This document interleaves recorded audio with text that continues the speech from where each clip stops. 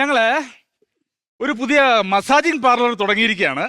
അപ്പൊ അതിന്റെ ഇനാഗുറേഷനെ ഇൻവൈറ്റ് ചെയ്യാൻ വേണ്ടി വന്നതാണ്. അതെ, അപ്പം ഇവർക്ക് കുറച്ച് കാര്യങ്ങൾ നിങ്ങളോട് പറയാനുണ്ട്. അത് കേട്ട് കൺവിൻസ് ആയി കഴിഞ്ഞാൽ നിങ്ങൾ ഓക്കെ കാര്യങ്ങൾ പറയാം. ഒരു വർക്ക് ഞാൻ പിടിച്ചു തരികയാണ്.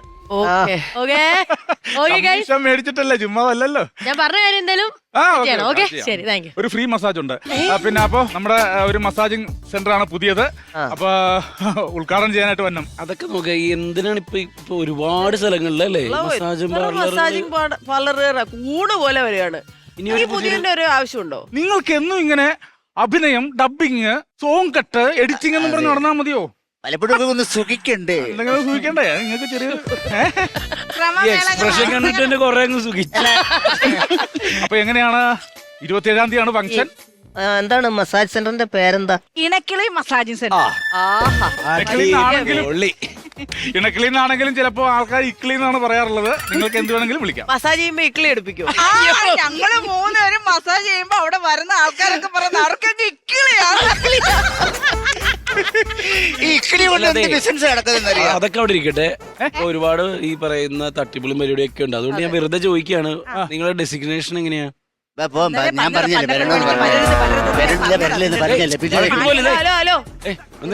അല്ല ഒന്നുമില്ല. ഇങ്ങനൊക്കെ ചോദിക്കാൻ കൊള്ളാവോ? അതിനെന്താ മോശം പറഞ്ഞ? കാര്യമുള്ള കാര്യല്ലേ. ഞാൻ പല സ്ഥലത്തും വർക്ക് ചെയ്തിട്ടുണ്ട്, പല സ്ഥാപനങ്ങളിലും ഞാൻ ജോലി ചെയ്തിട്ടുണ്ട്. എന്ന് വെച്ചാൽ ഇന്ന് വരെ ഞാൻ ഡെസിഗ്നേഷൻ വിറ്റ് ഞാൻ ജീവിച്ചിട്ടില്ല.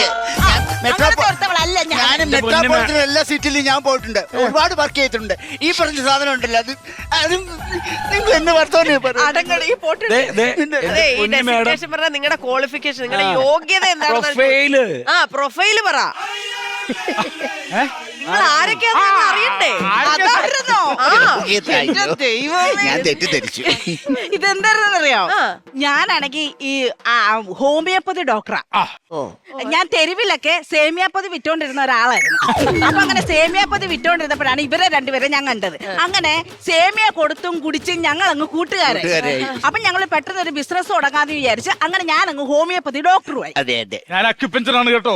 ചേട്ടൻ ഞാൻ കണ്ടിട്ടുണ്ട്. ടൂ വീലർ ഉണ്ടോ? ടൂ വീലറാ? ടൂ വീലർ ഉണ്ട്. അത് എനിക്ക് പഞ്ചർ കടയായിരുന്നു. പഞ്ചർ കടയായിരുന്നു. പിന്നെയാണ് ഞാൻ അക്യുപഞ്ചറിലേക്ക്. അതാണ് അക്യുപഞ്ചർ.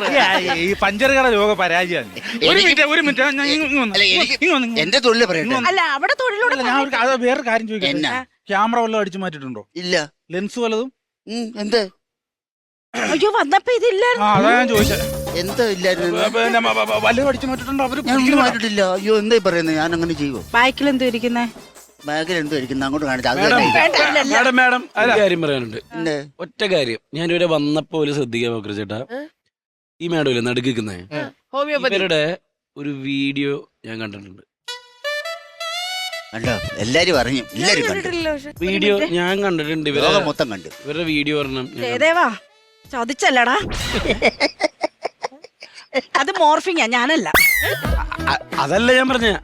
നിങ്ങള് വണ്ണം ചേട്ടാ രാവിലെ നമ്മള് തിളച്ച വെള്ളത്തില് ഇഞ്ചിയും ഇതൊക്കെ ചെറിയ ഇഞ്ചി ഇട്ട് നാരങ്ങ ഇട്ട് കൊഴുപ്പ് വണ്ണം കുറയ്ക്കാൻ വേണ്ടിട്ടുള്ള അതാണല്ലേ ഉയിര്. അത് മോർഫിങ് അല്ല, അത് ഞാൻ തന്നെ. ഒരു മിനിറ്റ് ജയദേവ, സോറിടാ. അയ്യോ അത് ഞാൻ തന്നെ, മോർഫിങ് അല്ല. അതാണ് കണ്ടെന്ന് പറഞ്ഞത്. പക്ഷെ അതൊരു ഗുണം ഉണ്ടായില്ല ചേട്ടാ. വണ്ണൊന്നും കുറയൂല. അയ്യോ അതങ്ങനല്ലോ. ഇല്ല. എങ്ങനെയായിരുന്നു ഡയറ്റ് പ്ലാൻ ഒക്കെ എന്ന് പറഞ്ഞേ? ഞാനെന്താണ് എല്ലാ സാധാരണ മനുഷ്യരെ പോലെ തന്നെ രാവിലെ ഒരു 300 പുട്ട്, ഒരു 10 മുട്ട, പിന്നെ ഒരു 5 ഏത്തപ്പഴം രാവിലെ. പിന്നെ ഉച്ചക്ക് മട്ടൻ ബിരിയാണി. മട്ടൻ ബിരിയാണിയുടെ ടച്ചിങ്സ് ആയിട്ട് നാരങ്ങയ്ക്കും മറ്റേ അച്ചാറിനും സൽസയ്ക്കും പകരം വേറൊരു ചിക്കൻ ബിരിയാണി. പിന്നെ പിന്നെ വൈകിട്ട് ബീഫ് പൊറോട്ട. അതെല്ലാവർക്കും അറിയാം. അതെ.